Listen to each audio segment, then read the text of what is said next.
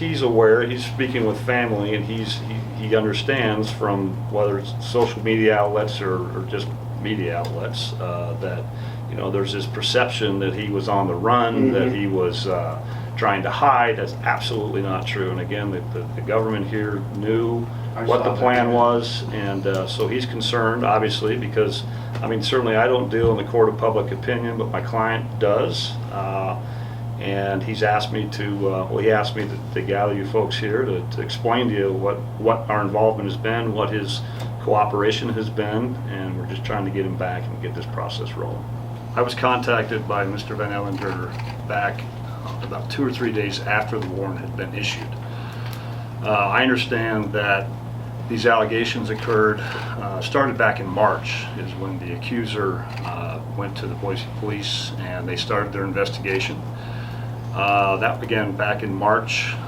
He obviously went through the ethics committee hearings. My understanding is that report was completed on March 16th of 2021.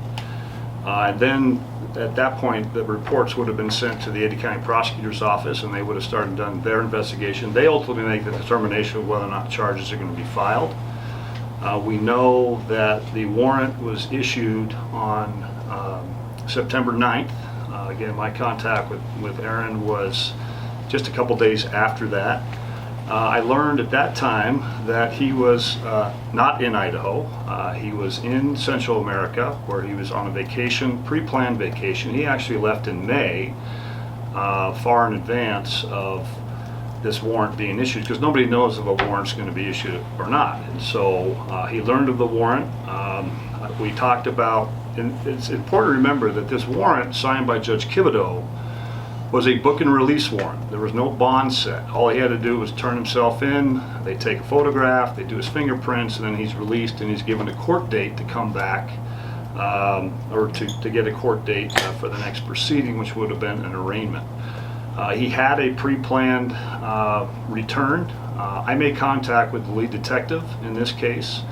That would have been about the 12th or 13th of September. I advised him that I was going to be representing Aaron in this case. I let him know of when his pre-planned trip back was. I gave him the date. He was scheduled to be back on the 24th. He had a hiccup with a flight leaving Central America back to the United States. He missed a connection, but he made his way back, and he was landed in Atlanta on Saturday night, last Saturday night, was taken off of the plane and taken into custody.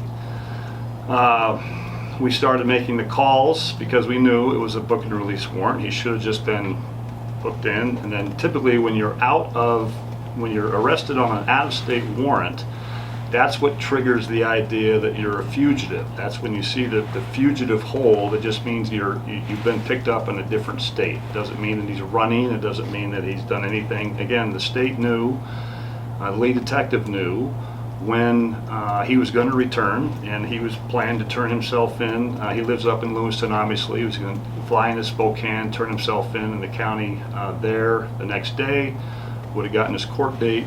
He is now in custody in the Clayton County facility. We have spoken to the Clayton County Sheriff's Office. They have told us that all they need is a email from Ada County Warrants. It's called an AMS message. It just says, this is a book and release, you can release him, and he can return to Idaho as he had originally planned. We made contact with Ada County Warrants. They said, we can't do that ourselves, we have to get that from the prosecutor's office. I made contact with the handling attorney for the Ada County Prosecutor's Office. Just yesterday, she indicated that they had tried to make contact with the Clayton County Prosecutor's Office to determine if there were any other holds on him, which we know there aren't. I gave her the information for the person in charge of warrants and extradition there in Clayton County. Asked her, please contact her, please just get that message out. Aaron has never once shied away, but again, he was out of the country far in advance of the warrant being issued, made contact with our office immediately upon learning there was a warrant. My contact with the lead detective advised him and the conversation was left at that. Did not anticipate, well, we did talk about that, he could be picked up in a warrant, because what happens is once,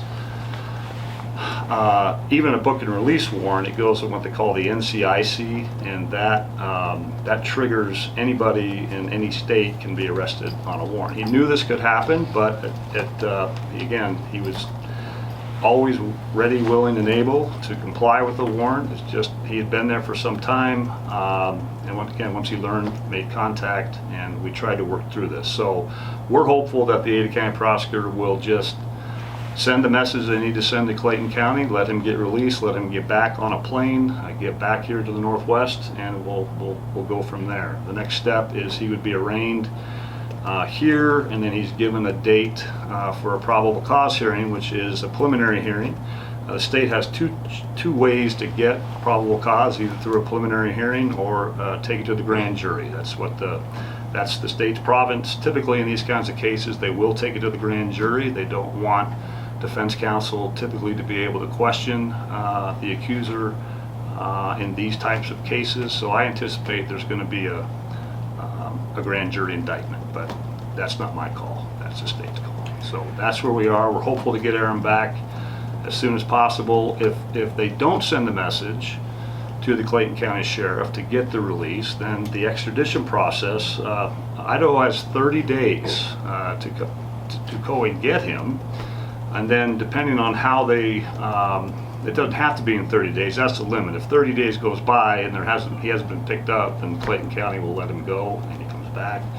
If they do pick him up, there's two ways they can do it. They can put him on a plane, or they put him in a van and transport him across the country, stopping at every little town because they're picking people up and dropping people off.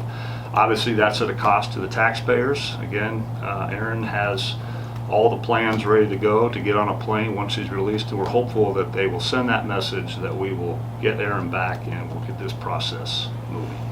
He is continuing to be, and has been since my conversations with him about he's adamant that he's going to fight these charges. Certainly he's probably not in the best of spirits because he's in custody in Atlanta, Georgia. He's anxious to get back and deal with this.